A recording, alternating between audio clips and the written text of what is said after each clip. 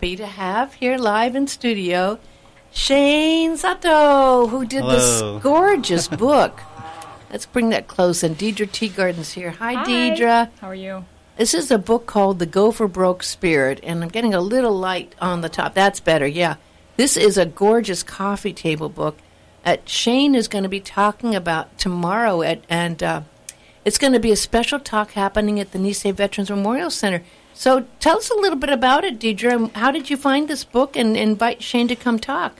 Well, Shane has been working on these portraits for the past 18, 20 years. And when I started at the Nisei Veterans Memorial Center, I had heard about this book. I'd seen some of the photographs. And turns out that our great friend who helps us down at First Hawaiian Bank is also cousins with Shane. It's funny how Maui works. Yes. And anyway, we all were able to get in touch with one another. But Shane has been taking photographs of many of our Maui veterans.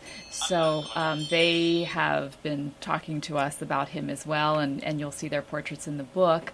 But when he said he was willing to come out and share the book and do a talk story, we were just thrilled. And you know how we love our talk story series at the Nisei Veterans Memorial Center. Absolutely, and you do wonderful ones. And the fact is, it's amazing that you can do these great talks for free. We have great supporters, everyone from CPB Foundation, Muneki Oharaga, Maui Sons and Daughters of the Nisei Veterans, Abby Carpet of Maui, Warren Orikasa and his family. So they allow us through their generous donations to provide these speaker series and leadership series at often no cost and to the public. So Shane will be one of those on Saturday. So Shane, you grew up in Wailuku, and your relatives were here, and you'd go play when you'd come and actually knew the old days of Wailuku and would run around Vineyard Street, right? Yes, well... I noticed you got your Wailuku T-shirt on in honor of it, right? Yes. I'm really excited to come back to Maui. Now, I was born and raised pretty much in Los Angeles, so I'm a Katonk. But my dad's side of the family was all raised over here. They all lived right down the street from the station. And I'm excited to come back and visit again. So tell me the story of this book. This book took you a long time. You went around and found these veterans, the Nisei veterans of World War II, right? So what made you want to do a project like this? I like to photograph things that I am interested in, and the stories of the Nisei veterans were always very important to me. And throughout my life, my parents, my mom, and my dad never really talked about these stories. And so that history was lost to me. And so later on, when I started working with these veterans, I realized how important these stories were and to continue to tell. So I wanted to keep taking portraits and learning more about them. And even though my family said it wasn't important and what they did wasn't important, and to just go out and become the best you can be and not worry about what they did, I really felt that through these veterans, I learned more about myself, learning and to be proud about what they did and how they went through the war. Were they involved? Did they actually experience the war and did they know people that were interned? My mom's side was interned, and so they had their family farm taken away. Oh, my. And so they were all sent to post in Arizona. Wow. And so that story was rarely told to me. My mom would just say, we went to camp. And I said, wow, camp? Wow. That's great. How long did you get to go for? And she said, 4 years. Oh, my gosh. And I was like, wow, that's great. When can I go to camp? I had no idea what it was. Oh, my gosh. And this is something that you really did recognize, that a lot of the Nisei vets did not tell their family. I know you've said that story before, Deidre, that their family a lot of times did not realize what their parents had gone through. No, I mean, we hear it all the time that the families really didn't know what the fathers, their husbands had gone through. And we often at the center see that a lot of times the veteran maybe told the grandchildren, so it skipped a generation. Yeah. But that's why it's so important that the archives that we have at the center. It allows that closure and the family to learn about what their father, grandfather, husband. And you see it done. unfold before your eyes because you have the museum where people have the ability to understand and share the story. Yes. And can I see some of the pictures now? Shane's a fabulous photographer, and I particularly love the way that you understand and capture the spirit of these amazing men, and the light and oh my gosh! Now explain the story. Now you went around and found these Nisei vets. Now this is a man who had possibly family that was interned and decided to go ahead and serve, and in America in the World War II era. Mm-hmm. And look at this gorgeous. I want to try to get the light off this picture. And this is Hiroshi Arazumi. Oh, you know Hiroshi Arazumi. Well, Arazumi brothers. Oh, my gosh. Yes. And so he's actually going to be hopefully at the event. Oh, really? And this is actually one of my favorite photos. With the as you were talking about the darkness and the contrast, I really wanted to bring out the strength. The pride and the look in his eyes, yeah? I mean, that's a beautiful photograph. Now, did some of them still have, when you went around to these veterans, did some of them still have their uniforms? Very few did, but the ones who did have their uniforms, a lot of them didn't fit anymore. But some did actually fit, and they brought them and they wore them, such as this man right here. That's actually his uniform. Wow. Look at that face. Do you know where some of these men were serving? Do you know where he went actually to work? I mean, I know there was a group in Italy. Yes, most of them were in Italy, but some were part of the MIS or some were in the Pacific. But the majority were from... Oh, look at that photo. My gosh. And he's so small in that uniform. And look at the shaka. Oh, my gosh. How sweet. How old is he? Well, Willie, we just lost Willie. Lost Willie. Oh. But he was from Maui, Willie Gu. And, his... oh, my gosh. What an amazing story. We had the honor of seeing him at the center a number of times over the past several years, and we're so sorry he's no longer with us. But he was captured in spirit there, yes. And you have the story obviously on the other side of the page, and because you were able to do a little background on each of these. Wonderful. Yes, and like I said, we were really trying to talk story, get a personal story out of them. Not necessarily just a historical one. So when possible, there's a personal story about the veterans, which you really can't find anywhere else. And that's the way I really want to share these stories, so people know the human side to them. And then they can learn the historical parts on the internet or wherever else they would like to look. Now, isn't it interesting? I'm kind of curious, Shane. You're obviously an amazing photographer, but I'm kind of curious about what your parents think now that they haven't really told you the background. But like you said, your mother just said she went to camp, and yet here she was interned in Arizona, and wasn't really in a summer camp. She was in an internment camp. Now she's seeing you do this work. Did she get a chance to see these photos or know about what you were doing? Unfortunately, my father passed away when I was at a very young age. I think I was 16. My mother, I just lost her about 3 years ago, and that's when I was just in the middle of working on the book. And she saw the portraits, and she definitely did like them, but unfortunately she never got to see the finished product and what exactly I was doing. Deidre, how many, just for the people watching and on Facebook Live, how many of these heroic soldiers have you heard stories about that actually, there were untold stories for years. They were. And these were the Nisei, the people whose, a lot of times families were interned in camps, and they lost sometimes everything. Yes. They lost some of them had businesses, some were lawyers, some were doctors. They lost their homes, they lost everything, and yet the men decided to prove their worth and their loyalty by going to war. Yes.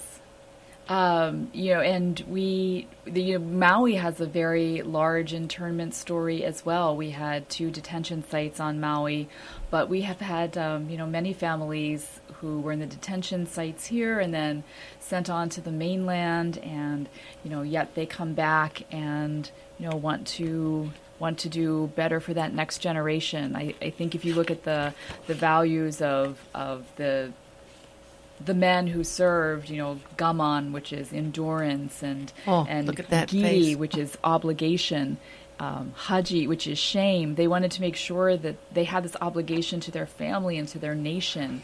They didn't want to shame their families by not giving it their all, So they all, go for broke. That's what the go for broke spirit is. Well, some of the men were considered some of the best fighters in the war. They were the 442 and the 100th, or the 100th and the 442 are the most decorated.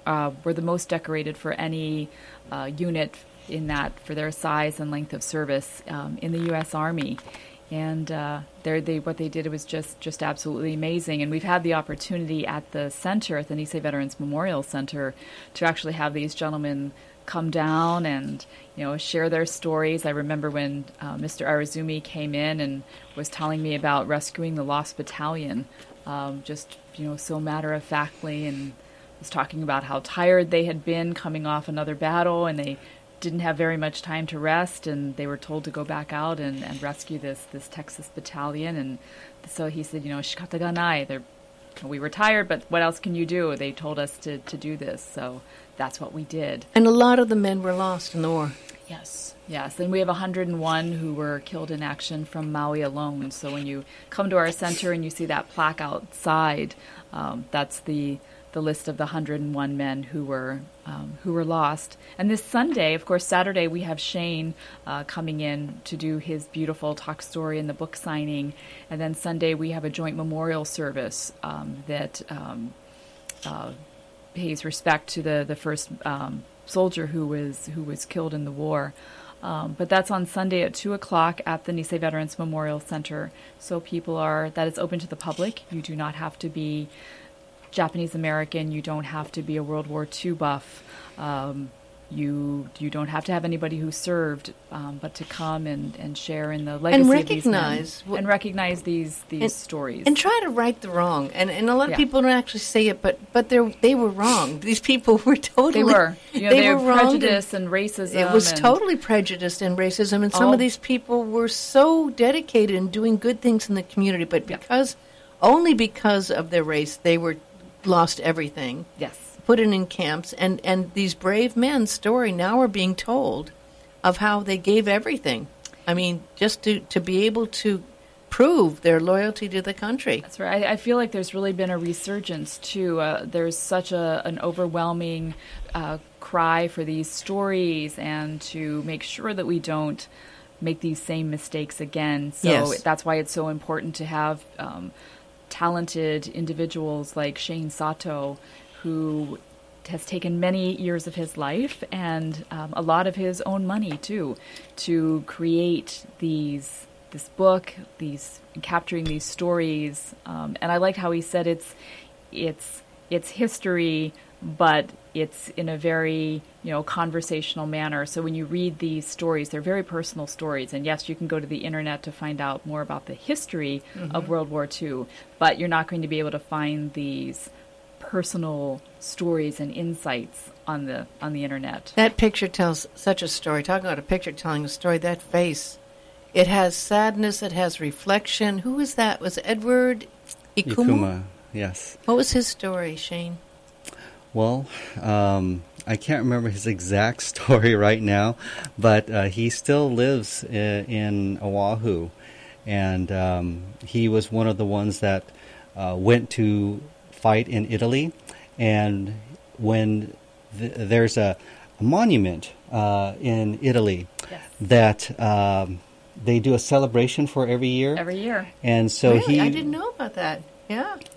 And they came out to be honored, and a lot of the families and relatives came out to honor these Nisei soldiers every year during the celebration, which is amazing. Out in Italy, they have something like this, but out here, I don't think we have anything that honors just them, right? So not like they, and France also has a similar celebration to thank these men. So I think next year there's a big tour going back to those two areas. But yes, it's very heartwarming, and to know that after all these years, their story is alive and well in not only the hearts of Americans, but in the hearts of many in Europe as well.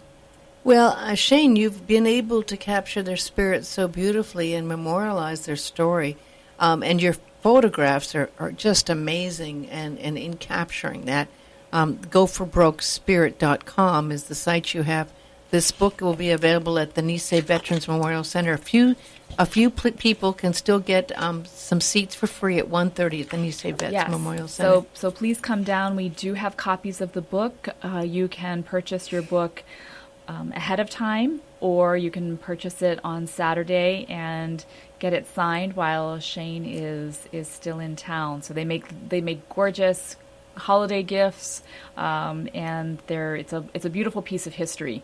It's that is the happiest face that is in the book. Who is this man, Masato Yamashita? His name is Mach, and he actually brought. He was a baseball fan before the war, and they played a lot of baseball in internment camps to kind of pass the time.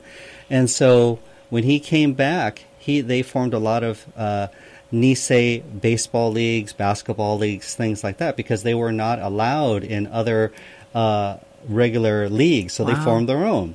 And so that is why on the mainland, at least, as well as probably here in Hawaii, these Japanese Nisei leagues were a part of every kid's life. I played basketball, I played baseball, I went fishing, everybody did that. Really? And those are the kind of things that the younger generation, they know that they play these sports, but they don't know exactly why. And this kind of tells the history of why this happened. He's got that baseball in his hand. Yes. Yeah. Look at those hands. Oh my gosh. Beautiful work, Shane. I just have to say, you've done a beautiful job with these photographs. Look at that man. Oh my gosh, with his gun, and he's so small. And oh my gosh, Frank. Each of these is a story. Each photograph has a story. Yes, each of it's a story, and what I really want to do is have this coffee table book on people's desks, coffee tables, or wherever else, and have people and the families talk about it, share the stories with the kids, because like I was saying before, my history was lost, and I don't want that happening to the younger generations. Any kind of, and this could be stories from, doesn't have to be Japanese American, anybody could share their stories. And everyone's story is important, and that's really, really what I'm trying to do, is have people open up and talk about things where my family never did. And I understand why they didn't, but I wish they did, and I wish I asked more questions when I was younger. But now you've made up for it. I hope so. I hope but they you have, like because there was that puka, that hole. You went and filled it with all this amazing work and these great photos and the stories, and you helped all these other men who were serving and honoring them with this legacy of these gorgeous photos. So thank you, Shane. GoForBrokeSpirit.com. The book's available. It's a great gift. You can come to the Nisei Veterans Memorial Center tomorrow at 1:30. Yes, we have a seat for you. So come on down. It's free. And please, take your time, learn the story, share the stories. Yes. And keep that Go for Broke spirit alive. And it's the Go for Broke spirit and Portraits of Courage Indeed. Thank you so much, Shane. You did a great job with this. It's a beautiful, beautiful work of art. Thank you. Thank you. Aloha. Aloha.